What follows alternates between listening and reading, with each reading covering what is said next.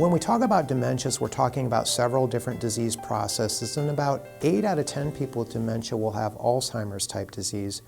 The vast majority of the remainders will have other types of dementia processes, including dementia with Lewy bodies, Parkinson's disease and associated dementia, and the second most common type of dementia is what we call multi-infarct or vascular dementia.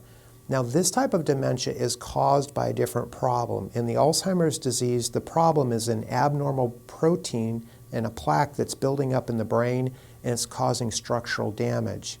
With vascular dementia, the problem is the small, tiny blood vessels that feed and supply the brain begin to plug up and block off.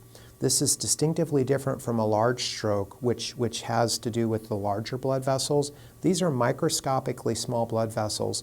And what we begin to see in this pattern of dementia is a slow, gradual loss of function. And the first function that we see that's lost is balance in most cases.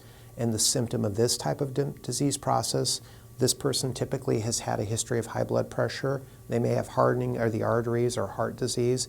And then they're going to begin falling as they lose their balance. And then we're going to begin seeing memory deterioration and decay.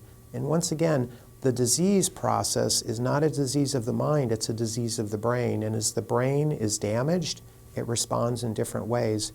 So the patient with vascular dementia will frequently have sudden changes that people may identify. Something happened today and there was a sudden change. And we frequently call those mini strokes or TIAs.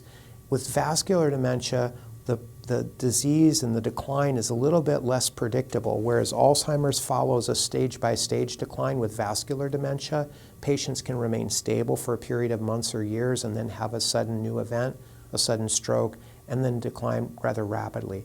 Their behaviors will be similar but distinctively different because they'll typically be talking up until the point in time that they pass away. So the language is preserved, but the other functions deteriorate, decline.